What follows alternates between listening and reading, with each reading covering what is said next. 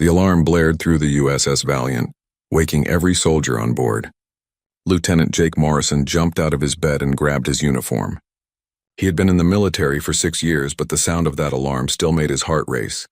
All hands to stations. "We have a distress signal," the speaker announced. Jake ran to the briefing room where Captain Linda Hayes was already waiting. She was a tough woman with short brown hair and sharp eyes that missed nothing. Around her stood the other members of the squad, including Corporal Amy Brooks, Jake's best friend since training. "Listen up," Captain Hayes said. "We picked up a distress signal from an old mining facility on asteroid J7. The signal is weak, but our computers think it might be from human prisoners." Jake felt his stomach tighten. Human prisoners meant pirates or worse. He looked at Amy, who gave him a worried nod. "Morrison, you'll lead the rescue team," the captain continued. "Take Brooks and 5 others. Get in, find whoever is sending that signal, and get out fast. We don't know what's waiting for you down there." 20 minutes later, Jake and his team were on a small shuttle heading toward the asteroid. Through the window, he could see the dark rock floating in space. On its surface sat an old facility made of metal and concrete. Most of the lights were off. "Looks abandoned," Amy said from the pilot's seat. "Maybe," Jake replied, "but someone sent that signal. Stay sharp, everyone." The shuttle landed near the main entrance. The facility was quiet. Too quiet. Jake led his team inside with their weapons ready. The hallway was dark except for a few emergency lights that flickered on and off. They moved slowly, checking each room. Most were empty. Old mining equipment sat covered in dust. Papers were scattered on the floor. Then Jake heard something. A small sound like someone crying. "Did you hear that?" he whispered to Amy. She nodded.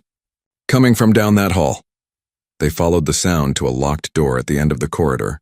Jake tried to open it, but it wouldn't move. He signaled to one of his men, who came forward with a cutting tool. Sparks flew as they cut through the lock. When the door finally opened, Jake's jaw dropped. Inside the small room sat a creature he had only seen in military briefings. It was a Zarketh, one of the alien species that humanity had been at war with for 3 years. But this wasn't a warrior. This was a child. The young Zarketh looked terrified. She was small, maybe the size of a 12-year-old human girl. Her skin was pale blue with silver markings, and her large eyes were filled with tears. She wore torn clothes, but Jake could see symbols on them. "Royal symbols. Contact, we have contact," one of his men said, raising his weapon. "Wait." Jake held up his hand. "She's just a kid." The child pressed herself against the wall, making frightened noises. She was injured. Her arm hung at a strange angle, and there were cuts on her face. Amy came up beside Jake. "What do we do?" "She's the enemy." "She's a child," Jake said firmly. He slowly lowered his weapon and held out his empty hands. "Hey, it's okay. We won't hurt you." The Zarketh girl didn't understand his words, but maybe she understood his tone. She stopped making noise but kept watching him with those big, scared eyes. Jake took a slow step forward. "My name is Jake," he pointed to himself. "Jake," the girl tilted her head slightly. Jake took another small step. He could see now that she was very thin, like she hadn't eaten properly in a long time. Around her neck hung a pendant with more royal markings. "Brooks, get me some water and a medical kit," Jake said quietly. Amy quickly returned with both. Jake took the water bottle and held it out to the child. She looked at it, then at him, then back at the water. Slowly, carefully, she reached out and took it. She drank so fast that water spilled down her chin. "Easy, easy," Jake said gently. "You're safe now." One of the other soldiers spoke up. "Lieutenant, we should report this. Command needs to know we found a Zarketh, not humans." "I know," Jake replied, but he didn't move. He was thinking about his own little sister, Emma, who had been kidnapped when she was 10. He never found her. He never got to bring her home. The pain of that loss still hurt even after all these years. This child was someone's daughter, someone's sister, and she was alone and afraid in this dark place. Jake opened the medical kit and pulled out bandages. He pointed to the girl's injured arm and then to the bandages. She watched him carefully. When he moved closer, she didn't pull away this time. He gently wrapped her arm, making sure not to hurt her more. "Morrison, what are you doing?" Amy asked. "Helping her," Jake said simply. After he finished with the bandages, Jake looked around the room. There were chains on the wall, empty food containers on the floor. This child had been kept prisoner here. But by who? Zarketh or someone else? The girl suddenly reached out and touched Jake's uniform. She looked at the human military symbol and then up at his face. She made a sound that might have been a question. "Yeah, I'm human," Jake said. "And you're safe now. I promise." Back on the ship, Captain Hayes looked at Jake like he had lost his mind. "You want to bring an enemy alien onto my ship?" she asked. "She's not an enemy. She's a prisoner. Someone kept her locked in that room," Jake explained. "Look at her clothes. Those are royal markings. This might be someone important." The captain walked around the young Zarketh, who sat in the medical bay with Dr. Paul Chen examining her injuries. The girl's eyes followed Jake wherever he moved, like he was the only safe thing in her world. "This could start an incident," Captain Hayes said. "If the Zarketh think we kidnapped one of their children, or it could end the war," Jake interrupted. "If we return her safely to her family." The captain was quiet for a long moment. Then she sighed. "Fine, but she's your responsibility, Morrison. You wanted to save her? You take care of her?" "Yes, ma'am," Jake said, unable to hide his relief. Dr. Chen finished his examination. "She's malnourished and dehydrated.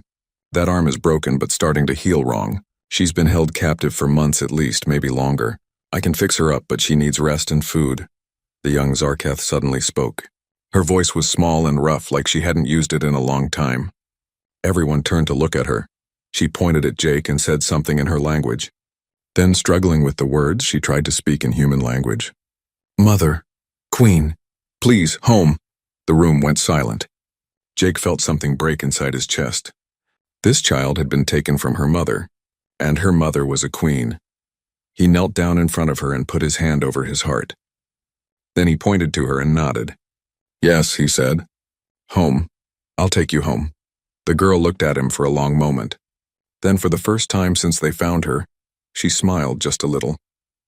She reached out and put her small hand in Jake's bigger one. Amy whispered to the captain, "I think we just changed everything." Captain Hayes nodded slowly. "I think you might be right." As the USS Valiant began its journey toward neutral space, Jake sat with the young Zarketh in the medical bay. He didn't know her name yet. He didn't know her whole story.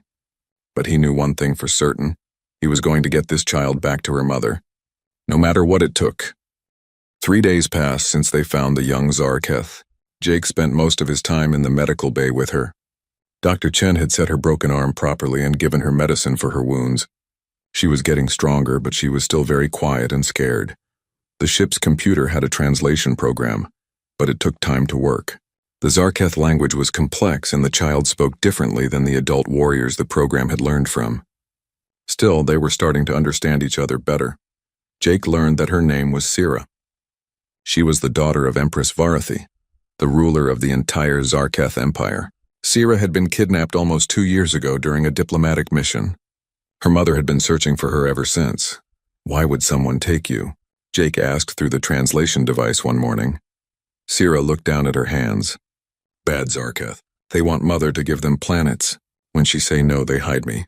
Move me many times, rebels," Amy said from the doorway. She had brought breakfast for both Jake and Sira. "Separatists. We've seen their attacks before." Sira nodded sadly. She took the food Amy offered and ate slowly. She still wasn't used to having enough to eat. Jake watched her and felt anger burn in his chest. What kind of people would hurt a child just to get power? He had seen many terrible things in the war, but this was different. This was cruel in a way that made him sick. Commander Greg Walsh, the ship's second-in-command, came to the medical bay later that day. He was a tall man with a serious face. He looked at Sira like she was a problem that needed solving. "Captain wants to see you, Morrison," Walsh said. "We need to discuss what we're going to do with the alien." "Her name is Sira," Jake said firmly. "Whatever her name is, she's a security risk. We're at war with her people." Jake stood up, his jaw tight. "She's a child who was tortured by rebels. She's not a risk. She's a victim." Walsh didn't argue, but his expression showed he didn't agree. Jake followed him to the captain's office, but not before telling Sira he would be back soon. She grabbed his hand, not wanting him to leave. Her eyes were wide with fear. "It's okay," Jake said gently. "Amy will stay with you. I'll be back in a few minutes." Sira slowly let go, though she didn't look happy about it. In the captain's office, a heated discussion was already happening. Captain Hayes sat at her desk while several other officers stood around. "This could be our chance for peace," one officer said. "Or it could be a trap," Walsh argued. What if the Zarketh think we kidnapped her ourselves? We have the facility's records, Jake said. They show rebel forces held her there. We have proof. Captain Hayes looked tired. She had probably been debating this for hours. The question is, what do we do now? We can't just show up at the Zarketh border with their princess. We contact them through neutral channels, suggested Lieutenant Kyle Davis, one of their best pilots. Let them know we found her and want to return her safely. Walsh shook his head. And if they don't believe us? If they think this is some human trick? Then we show them, Syrah, Jake said. Let her tell them herself. She can explain everything. The room went quiet. Everyone knew it was risky. But everyone also knew that keeping Syrah was impossible. She needed to go home. Captain Hayes made her decision.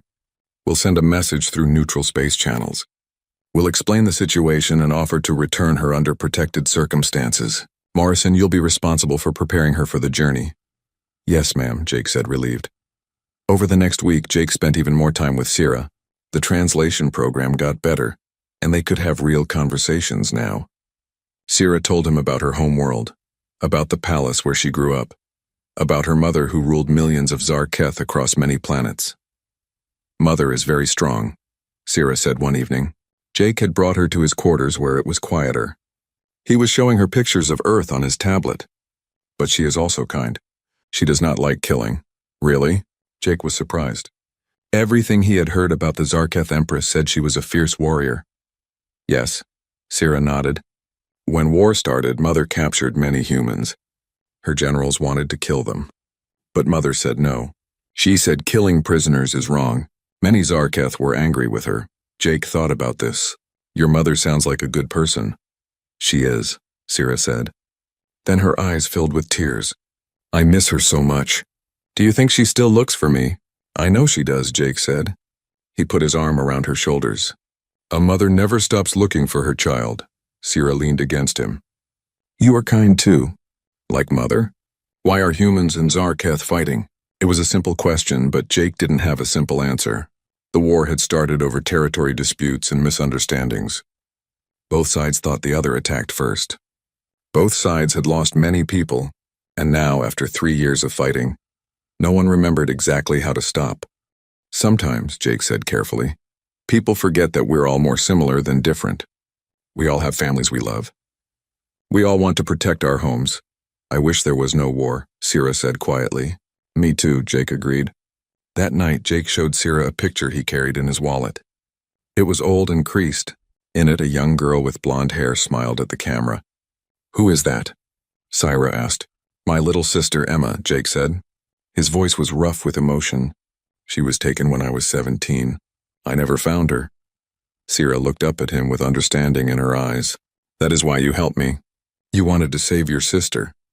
Jake nodded, unable to speak for a moment. I couldn't save Emma, but I can save you. Syrah reached out and hugged him tightly. You are good brother. Good friend. Thank you. A few days later, the ship received a response to their message. Captain Hayes called Jake to the bridge immediately. They answered, she said, pulling up the message on the main screen. The message was from the Zarketh Empire itself. The Empress had issued a galaxy-wide proclamation. She promised safe passage and a reward to anyone who returned her daughter unharmed. She swore on her honor that no harm would come to those who helped Syrah. She's been searching this whole time, Amy said, reading the details. Look, there are search parties in every system. She never gave up. Jake felt his throat tighten. This mother had been looking for her child for 2 years. 2 years of not knowing if her daughter was alive or dead. 2 years of hoping and praying. I want to take her home personally, Jake said to the captain. Captain Hayes looked at him. That's dangerous, Morrison. You'd be going into Zarketh space. Enemy territory. With respect, ma'am, they're not the enemy right now. They're a mother looking for her child. The captain studied him for a long moment. Then she nodded. All right. We'll arrange for a diplomatic shuttle. You, Brooks, and Ambassador Helen Wright from the Diplomatic Corps will escort Syrah home. When Jake told Syrah the news, she jumped up and down with excitement. Then she grabbed both his hands. You will come with me? All the way home, Jake promised. Will you meet my mother? If she wants to meet me, yes. Syrah smiled the biggest smile Jake had seen from her yet. She will like you. I will tell her you saved me. I will tell her humans are not all bad. Maybe war can stop. Jake hoped she was right, but he knew it wouldn't be that simple. Wars didn't end because one soldier saved one child, but maybe, just maybe, it could be a start. That night, Jake couldn't sleep. He kept thinking about what was ahead. They would be traveling through neutral space and then into Zarketh territory. There would be dangers. Pirates who wanted the reward money, rebels who wanted to capture Sira again, and the Zarketh themselves who might not believe their story. But when he looked at Sira sleeping peacefully in the medical bay, finally feeling safe enough to rest, he knew it would be worth it. Every risk, every danger, she deserved to go home. Amy found him in the hallway outside the medical bay. "You know this is crazy, right?" she said. "Yeah," Jake admitted. "We could die doing this." "I know." Amy was quiet for a moment. Then she smiled. "Good thing I'm coming with you then. Someone needs to keep you out of trouble." Jake laughed softly. "Thanks, Amy. That's what friends are for," she said. Then she got serious. "Do you really think we can pull this off?" Jake looked through the window at Sira. "We have to. She's been through too much already. She deserves to see her mother again." The next morning, they began preparing for the journey. The diplomatic shuttle was small but fast. It could make the trip in about a week if everything went smoothly.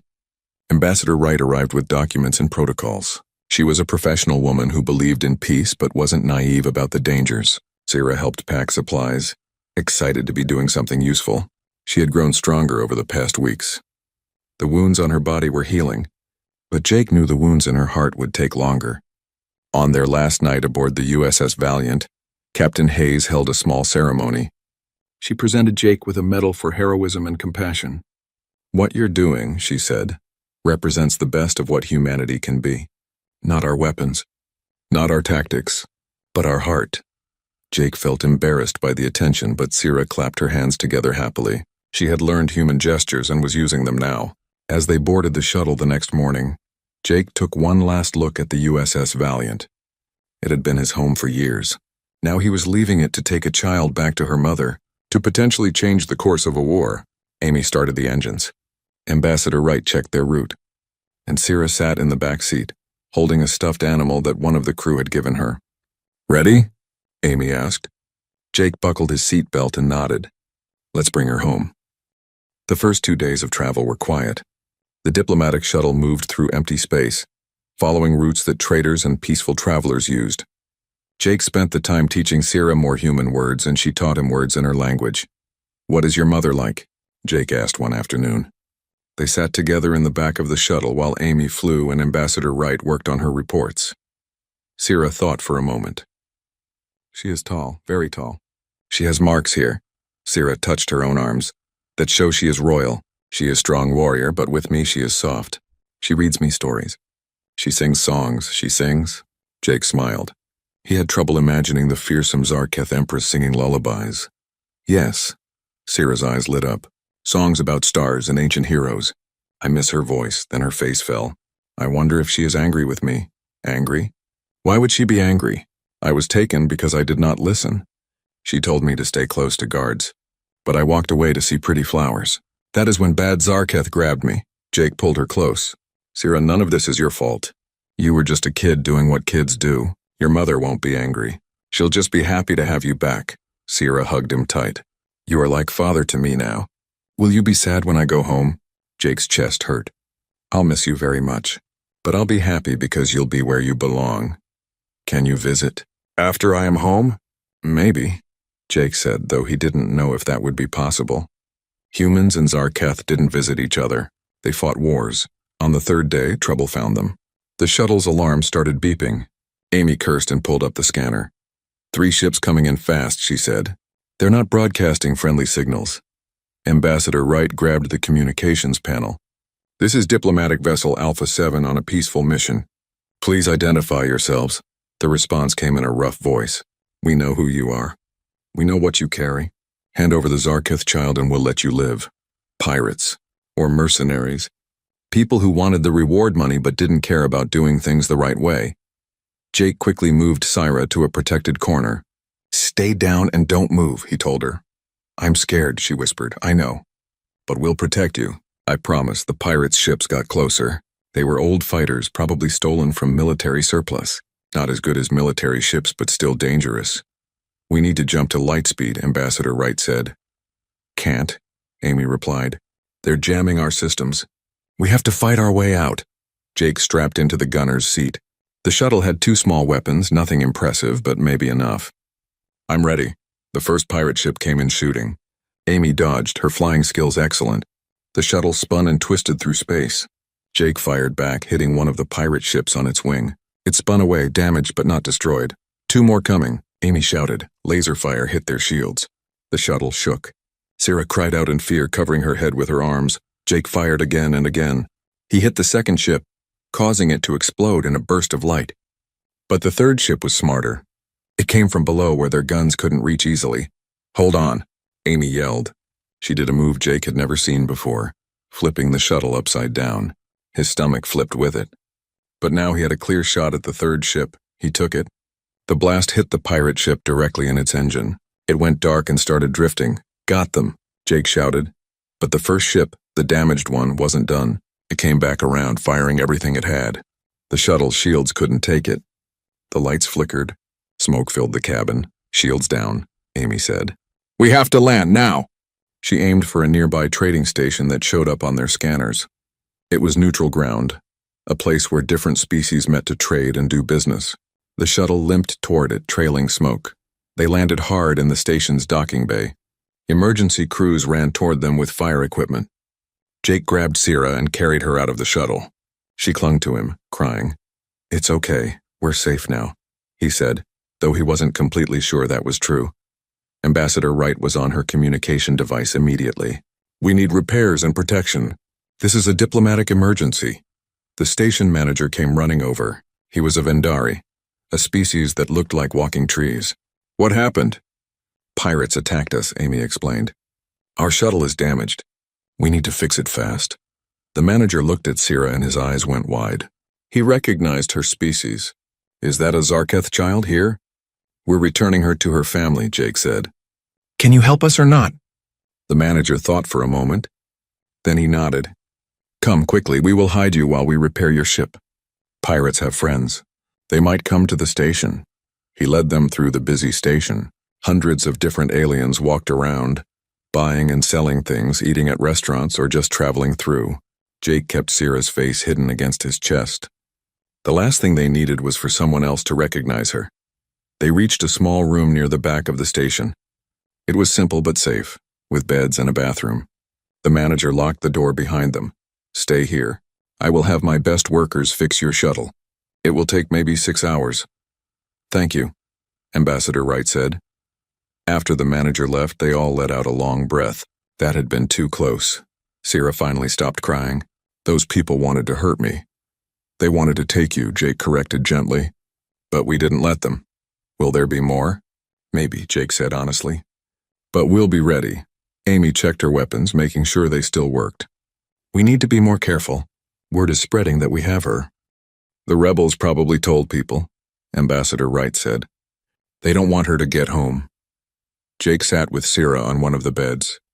Why don't you rest? It's been a scary day, but Sierra shook her head. I want to help.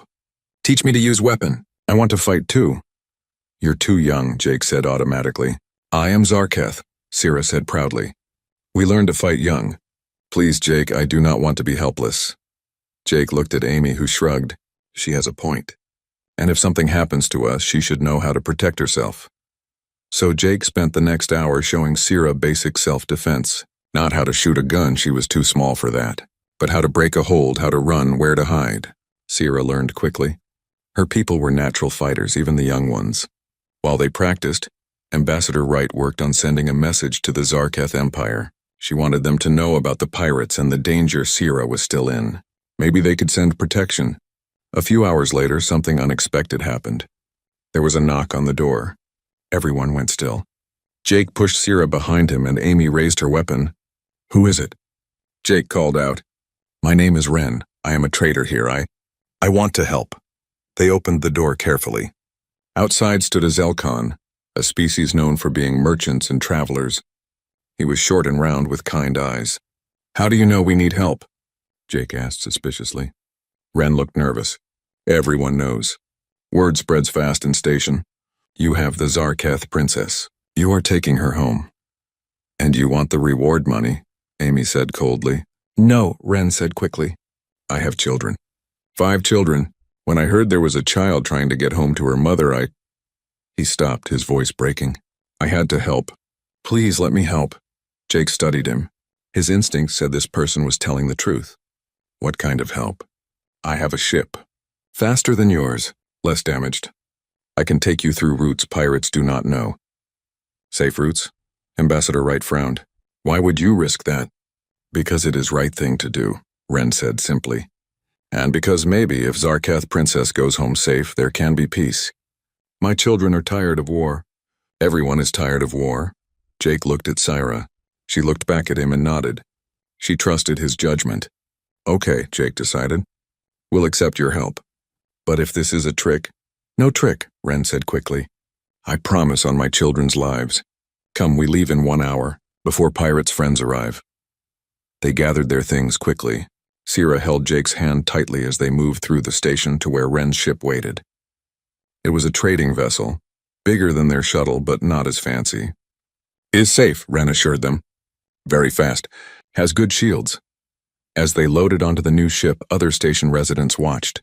Some were aliens Jake had never seen before, but they all had one thing in common. They all looked at Syra with sympathy and hope. One old alien woman, her species unknown to Jake, approached them. She pressed something into Syra's hand. It was a small carved flower. For you, little one, the woman said in broken human language. For good luck. Go home safe. Syra's eyes filled with tears. Thank you. More people came forward. They gave small gifts.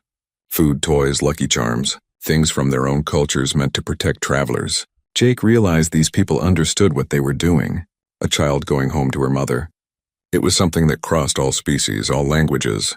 When they finally took off, Syra sat looking at all the gifts people had given her. They were kind, she said softly. All different aliens, but all kind. Yes, Jake agreed. Most beings in the universe are good. They care about families. They care about children. Then why war? Syra asked the question that had no easy answer.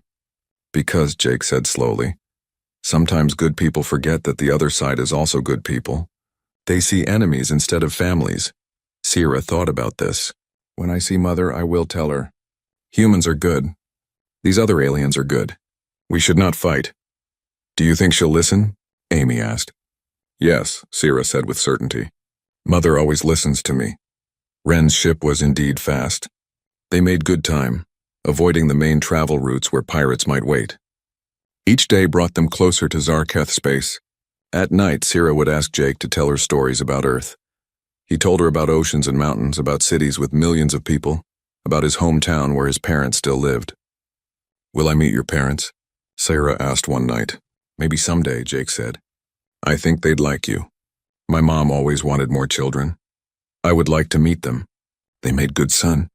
Jake felt his eyes sting with tears. This little alien girl had somehow become important to him. More than just a mission. More than just someone to rescue. She felt like family. On the 7th day, their scanners picked up something big. Ren checked his instruments and his eyes went wide. Zarketh fleet, he said. Very big fleet. They had reached the border of Zarketh space, and Empress Varathi's ships were waiting for them. The Zarketh fleet was massive. Jake counted at least 50 warships surrounding them in a perfect circle. Each ship was 3 times the size of any human military vessel. Their weapons were powered up, ready to fire. This is trader ship Ren 7 carrying diplomatic passengers. Ren spoke into his communication system. His voice shook slightly. We are here to return Princess Syra to Empress Varathi. The silence that followed felt like it lasted forever. Then a voice came through, speaking in Zarketh language. Syra's face lit up. They say Mother is here. On the big ship. She pointed to the largest vessel in the center of the fleet. They want us to come there. Are you sure it's safe? Amy whispered to Jake. Jake looked at Syra's excited face. We've come this far. We have to trust them. Ambassador Wright straightened her uniform. We represent humanity in this moment. Let's show them our best. Ren carefully piloted his ship toward the flagship. As they got closer, Jake could see how beautiful and terrifying the Zarketh ship was. It was covered in silver metal that seemed to glow. Weapons lined every surface. This was a ship built for war, but also for showing power. They landed in a huge docking bay. The doors opened and Jake could see hundreds of Zarketh warriors waiting. They were tall, much taller than humans, with blue skin covered in silver markings. Each one carried weapons and wore armor that looked ancient but deadly. "I am scared," Syra admitted, squeezing Jake's hand. "Why? These are your people. I have been gone so long. What if they do not remember me? What if Mother is different now?" Jake knelt down to her level. "Your mother has been searching for you for 2 years. She never stopped. She never gave up. That's not someone who stopped caring." Syra nodded and took a deep breath. "You will stay with me?" "Every step," Jake promised. They walked down the boarding ramp together. Jake carried Syra in his arms because she was still too weak to walk far. The Zarketh warriors stared at them. Some looked angry. Some looked confused. But many looked at Syra with soft eyes, like they were seeing something precious. A tall Zarketh warrior stepped forward. His armor was more decorated than the others. "I am General Kothron, commander of the Imperial Guard. The Empress is waiting in the throne room." His voice was deep and scary, but his eyes kept going to Syra with something like relief. "How do we know this is not a trick?" Another Zarketh spoke up. "This one wore robes instead of armor. How do we know these humans did not take the princess themselves?" "We have proof," Ambassador Wright said calmly. She pulled out a data device. "The facility where we found her, the rebel communications we intercepted, the medical records showing her injuries from long captivity. We offer all of this freely." The robed Zarketh, who Syra whispered was the High Advisor Merval, looked suspicious. But General Kothron waved them forward. "The Empress will decide," he said. They walked through the ship's corridors. Everything was huge and grand. The ceilings were so high Jake felt tiny. They passed more warriors who stopped and stared. Word was spreading fast. The lost princess had returned. Finally, they reached 2 massive doors decorated with gold and silver. Guards pulled them open and Jake's breath caught. The throne room was enormous. Thousands of Zarketh filled it, nobles and warriors and officials. They stood in perfect rows on either side of a long walkway. At the end of the walkway, sitting on a throne made of dark metal and crystal, sat Empress Varathi. She was the most impressive being Jake had ever seen. Even sitting, she was clearly very tall. Her skin was darker blue than Syra's, and her silver markings covered her entire body in complex patterns. She wore armor that looked like art and a crown that seemed to be made of light itself. Her face was beautiful but hard, carved by years of ruling and fighting, but it was her eyes that caught Jake. They were the same color as Syra's, and they were filled with hope and fear and love so strong it was almost painful to see. "Approach," General Kothron said quietly. Jake carried Syra down the long walkway. Every eye in the room was on them. The only sound was their footsteps echoing on the stone floor. Jake felt like he could barely breathe. This was a moment that would change everything. They stopped a few feet from the throne. Jake gently set Syra on her feet. The little girl looked up at her mother, tears already running down her face. Empress Varathi leaned forward, her hands gripping the arms of her throne so hard, Jake heard the metal creak. Her eyes scanned every inch of her daughter, seeing the scars, the thinness, the changes that 2 years had made.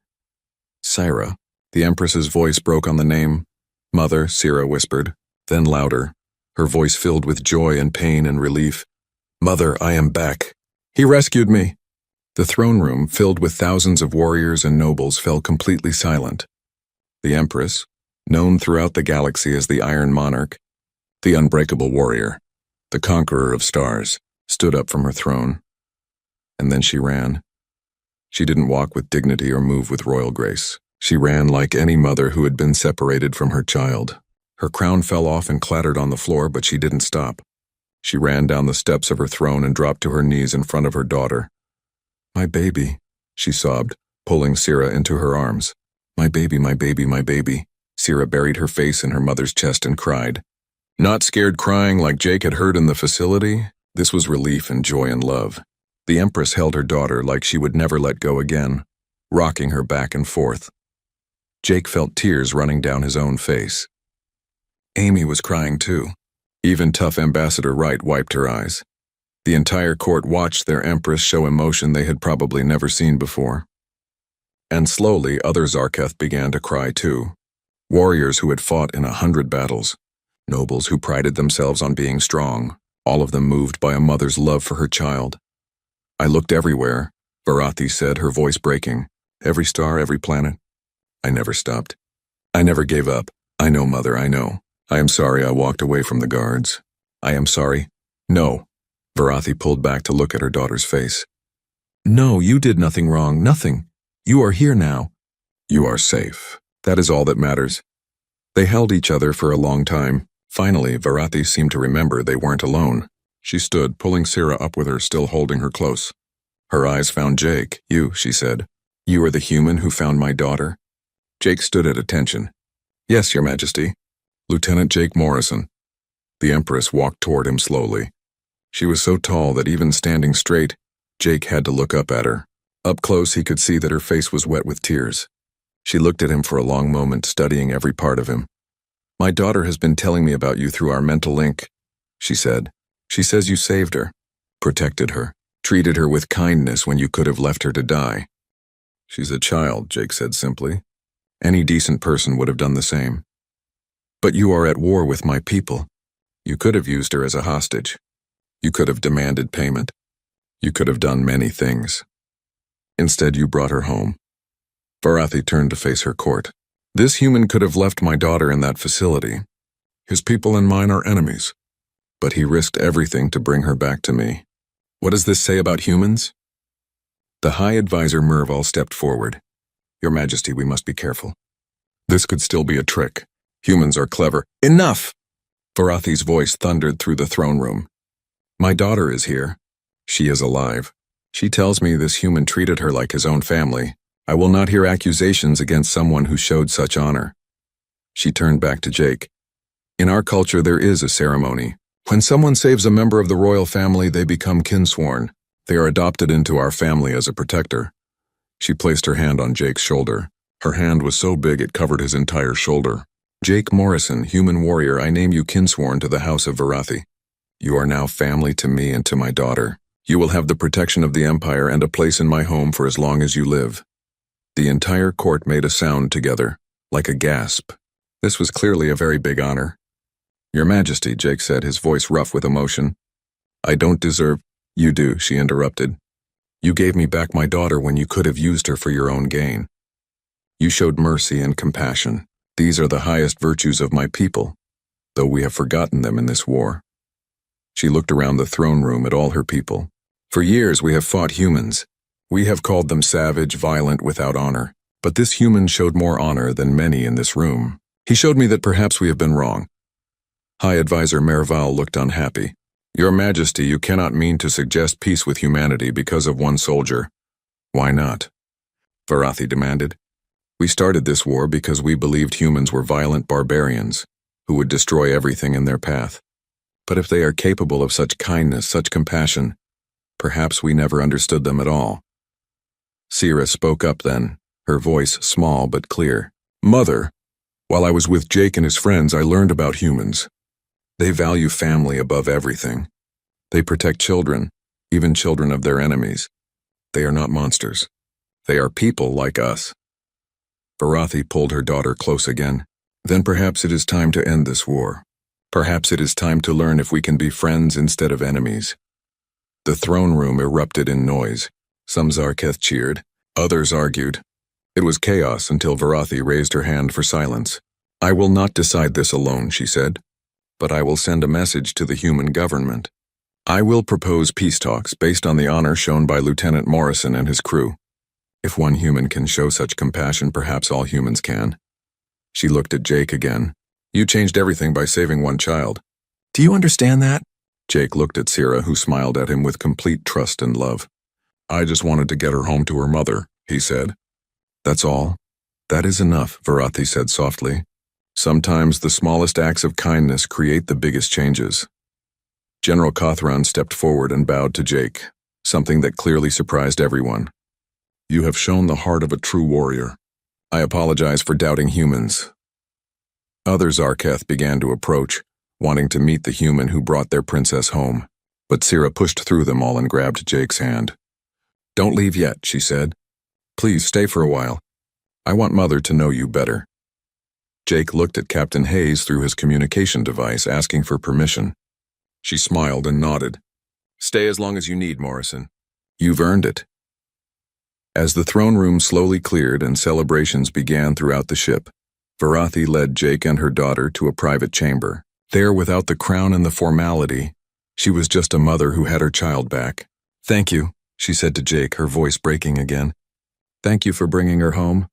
Thank you for treating her with kindness. Thank you for being the bridge between our peoples." "Your Majesty," Jake said, "can I ask you something? Anything. When this war started, why didn't you try to talk first?" Varathi was quiet for a moment. "Pride," she finally said.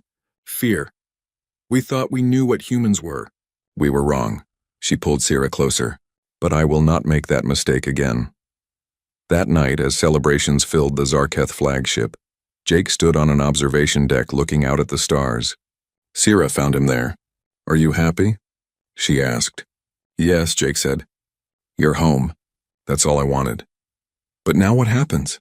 Sira asked. "Will you go back to your ship? Will I never see you again?" Jake knelt down and hugged her.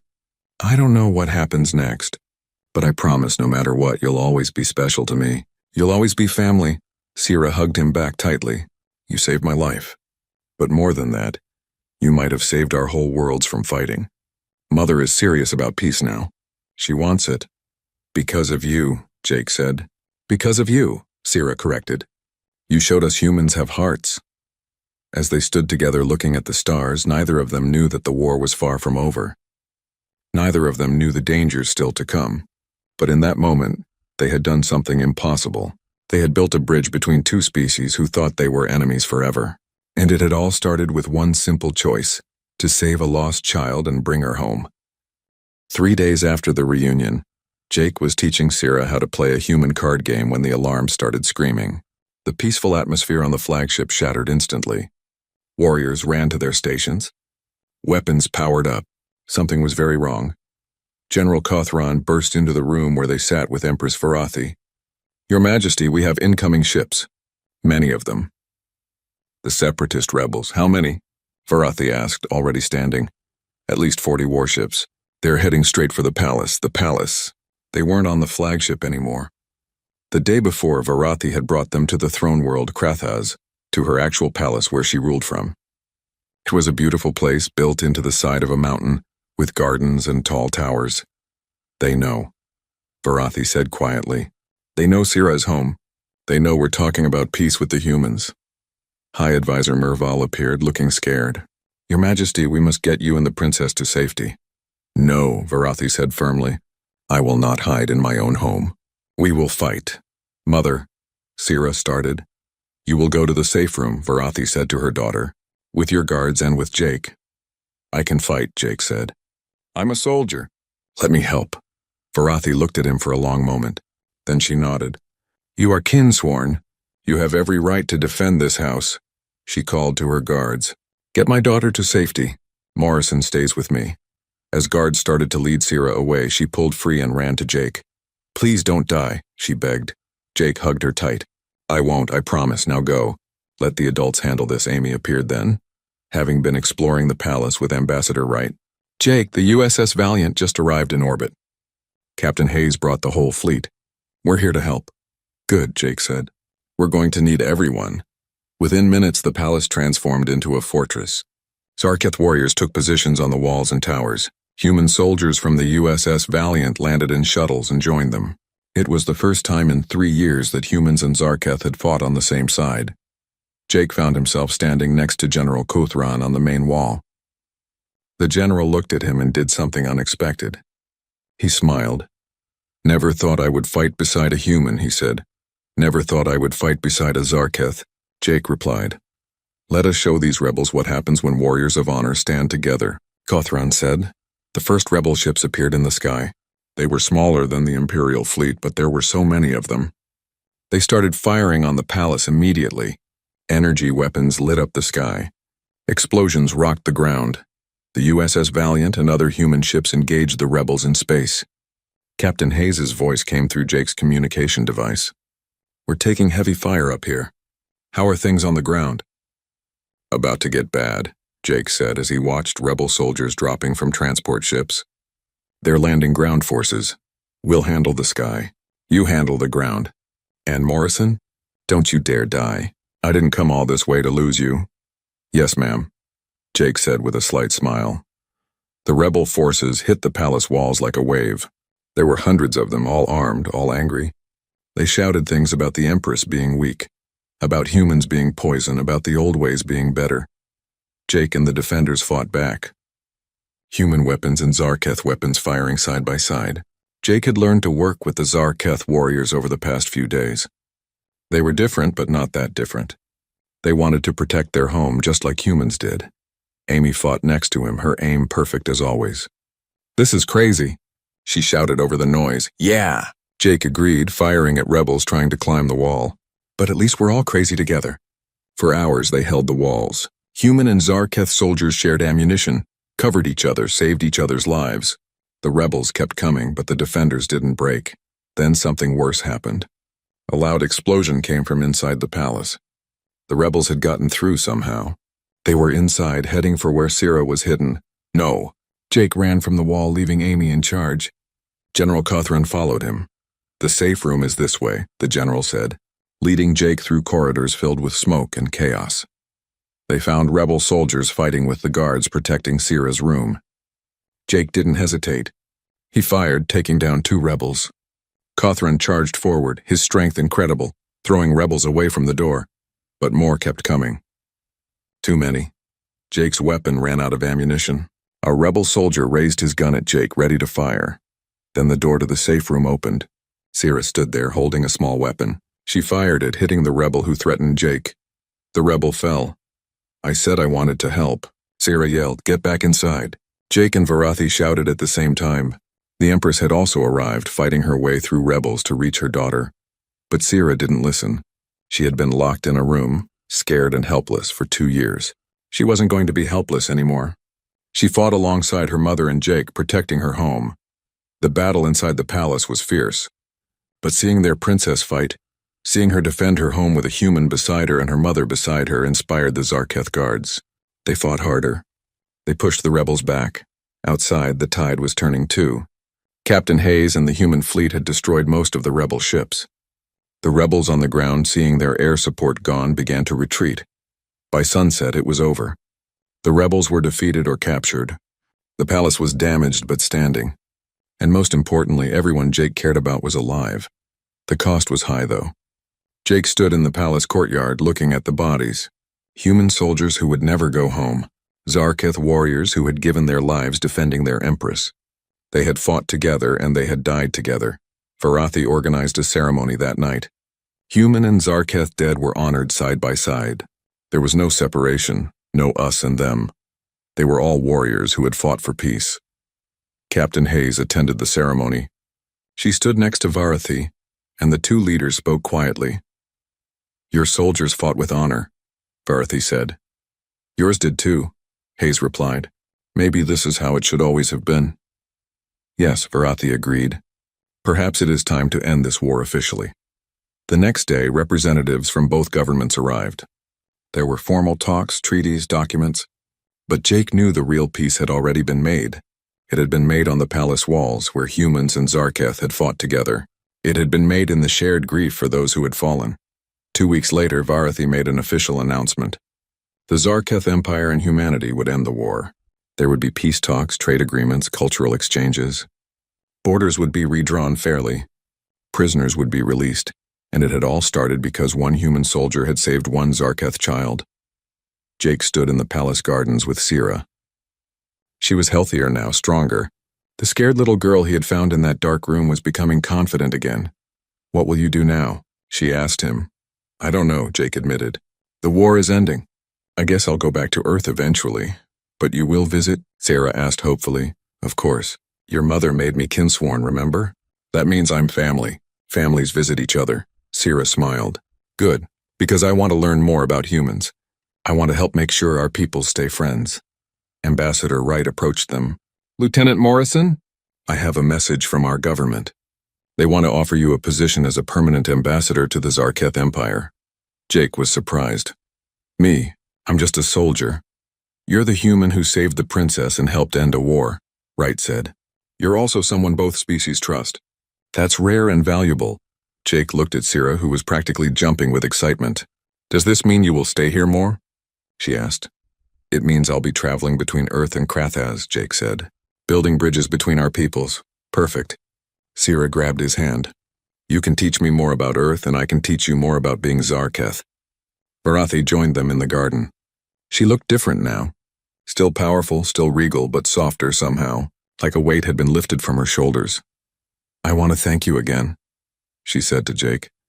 Not just for returning my daughter, but for showing me that peace was possible. I had forgotten how to see other species as people instead of enemies. Your Majesty, Jake said, I just did what was right, what any decent person would do. But that is the point, Barathi said. What is right should not be rare or special. It should be normal. You reminded me of that. She looked at her daughter, who was showing Jake a flower from the garden. Sira wants to create an organization, a group that helps reunite families separated by war. Humans, Zarketh, any species. She wants to make sure no child stays lost like she was. That's a wonderful idea, Jake said. She wants you to help her, Barathi continued. Will you? Jake felt his chest swell with emotion. It would be an honor. 1 year later, Jake stood in the same garden. But everything had changed. Where there had once been only Zarketh guards, now there were humans too working together. The palace had become a place where both species came to meet and learn about each other. Sira ran up to him excited. She was taller now, growing fast. Jake! The first joint colony is ready. The one where humans and Zarketh will live together. That's amazing, Jake said, smiling at her enthusiasm. Mother says we can go visit it. All three of us. Will you come? Jake looked up and saw Barathi approaching. The Empress had become a friend over the past year. They had worked together, planned together, even argued sometimes, but always with respect. A family trip? Jake asked. Is that not what we are? Barathi said. You are kinsworn. You are family. Sira grabbed both their hands. Come on, we have to see it. It is going to show everyone that peace is possible. As they walked together through the palace, Jake thought about how much had changed. A year ago, he had been a soldier in a war that seemed endless. Now he was a bridge between two species, helping build something new. Amy joined them, along with several other humans and Zarketh who had become friends over the past year. They all boarded a transport ship together, heading for the new colony. During the flight, Sira sat between Jake and her mother, looking at maps of the colony on a tablet. Look, there will be human-style houses and Zarketh-style houses, and some houses that are both styles mixed together. It's beautiful, Jake said. It is hope, Barathi corrected. Hope that our children will grow up knowing each other as friends, not enemies. When they arrived at the colony, hundreds of people were waiting. Humans and Zarketh who had volunteered to be the first to live together. They cheered when they saw the Empress and her daughter. They cheered for Jake too, recognizing him from the stories that had spread across both civilizations. The story of the human who saved the princess. The story that changed everything. Sira gave a speech, her voice clear and strong. She talked about being lost and scared, about being found and saved. She talked about how one act of kindness had grown into peace between two peoples. Jake showed me that humans have good hearts, she said. He showed my mother that peace was possible. And now all of you are showing the galaxy that different species can live together, work together, be friends together. The crowd cheered, human and Zarketh voices mixing together. After the ceremony, Jake found a quiet spot to sit and watch the colony being built. Barathi sat next to him. Do you ever think about how different things would be if you had left her there? The Empress asked. Sometimes, Jake admitted. But I couldn't leave her. She was a child who needed help. That simple decision changed the fate of billions, Barathi said. It ended a war. It saved countless lives. It built bridges between our species. I just wanted to get her home to her mom, Jake said. Barathi smiled. Yes, and that is why it worked. You did not do it for glory or reward. You did it because it was right. Sira ran over to them, pulling them both up. Come on. They want us to plant the first tree in the colony gardens. a human tree and a Zarketh tree side by side. As the three of them walked to the garden, surrounded by humans and Zarketh working together, laughing together, building a future together, Jake felt something he hadn't felt in years. Hope. Real, genuine hope that things could be better, that peace was possible, that different peoples could find common ground. They planted the trees together. A human oak and a Zarketh silverbark, their roots touching underground, their branches reaching toward the same sky. These trees will grow together, Sira said, just like our peoples are growing together. That night, under the stars of the new colony, Jake sat with his adopted family. Varathi on one side, Sira on the other, Amy and other friends nearby. I have been thinking, Sira said suddenly. There are probably other children out there lost, scared like I was. Probably, Jake agreed sadly. Then we must find them, Sira said with determination. All of them. We must bring them home like you brought me home. That's a big job, Jake said. But important job, Sira insisted.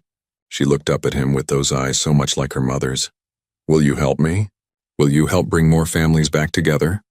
Jake looked at this brave young girl who had survived so much. He looked at Varathi, who had chosen peace over pride. He looked at the colony around them, proof that different species could build something beautiful together. Yes, he said. Yes, I will help you. Sira hugged him tight. Thank you, Jake. Thank you for everything. Thank you for finding me. Thank you for bringing me home. Thank you for showing us all that love is stronger than hate. As they sat together under the alien stars, Jake thought about his journey. It had started with a distress signal on a distant asteroid. It had led him to save one lost child, and that one act of compassion had changed the entire galaxy. He thought about his sister Emma, who he had never found. The pain of that loss would always be with him. But maybe by helping other lost children find their way home, he could honor her memory. He could make sure other families didn't suffer the way his had. What are you thinking about? Varathi asked quietly. The future, Jake said, and how sometimes the smallest acts of kindness can create the biggest changes. Sira yawned and leaned against him, getting sleepy. Tell me a story, she asked. About Earth. So Jake told her stories about his home world as the stars wheeled overhead. Stories about oceans and mountains, about cities and forests, about people who were different, but who all wanted the same things. Love, family, peace, home. And as he talked, he realized something. He had two homes now. Earth, where he was born, and here with this family he had found among the stars. Sometimes the best families aren't the ones you're born into. Sometimes they're the ones you choose, the ones you save, the ones who save you in return. Sira fell asleep holding his hand safe and loved. Varathi smiled at them both. This strange little family that had formed from war and loss and kindness. The future stretched before them, full of possibilities. There would be challenges still. Peace wasn't perfect. There would be people on both sides who resisted change. But they had proven something important. They had proven that compassion was stronger than hate. That one person's choice to do the right thing could change everything. That family was more than blood or species. It was love and loyalty and the choice to stand together. As the first sun began to rise over the new colony, painting the sky in colors both humans and Zarketh found beautiful, Jake made a silent promise. He would spend the rest of his life helping build this peace. He would help Sierra find other lost children and bring them home. He would be a bridge between species, showing through his own life that different peoples could be family. It had all started with a simple decision in a dark facility on a forgotten asteroid. The decision to save a child who needed help. And that decision had saved the galaxy. Because sometimes that's all it takes to change the world. One person choosing kindness. One person refusing to walk away. One person saying, I will help you get home. And sometimes the lost child you save becomes the daughter you never knew you needed. The family you choose becomes more important than the family you were born into. And the simple act of bringing a little girl back to her mother becomes the foundation of peace between civilizations. Jake looked at Sira sleeping peacefully, no longer the scared child in that dark room, but a brave young woman who wanted to help others. He looked at Varathi, no longer just a fearsome empress but a friend and family. And he knew without any doubt that he would do it all again. Every dangerous moment, every scary choice, every risk, because some things are worth fighting for, And bringing a child home to her mother is one of them. Always.